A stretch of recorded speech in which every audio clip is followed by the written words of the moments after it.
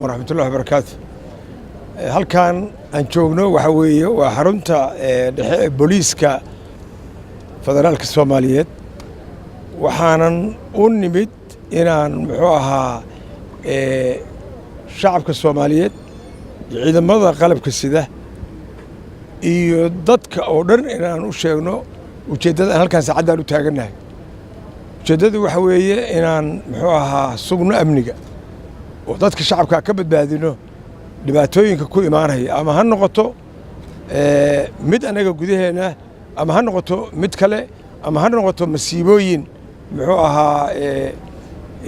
dalka sidiisa ugu dhaca. halkan waxaa jooga wasiirka amniga, waxaa jooga gobornatorihii, waxaa jooga taliyaashii ciidamada oo dhan oo noocyada kala duwan ah qalabka sida anay ii wakiisheen ciidamadu inaan u hadlo. dhammaan ciidamada qalabka sida waxaan leeyahay ka qayb gala amniga xasilinta amniga ka qayb gala uga qayb gala si Soomaalinimo ah oo fiican uga qayb gala adinkoo waajibaadkiina fulinaya haddana dadka u naxariista dadka shacabka u naxariista adinkoo waajibaadkiina fulinaya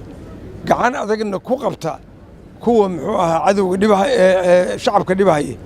oo u diidaya inay nabad ku seexdaan gacan adag ku qabta. ciidamada sidii la sheegay waxaa la rabaa ninka amniga loo xil saaray maahane ninka kale inuu ku ekaado meesha uu ka tirsan yahay goobta uu ka tirsan yahay inuu ku ekaado. haddii uu ku ekaan waayo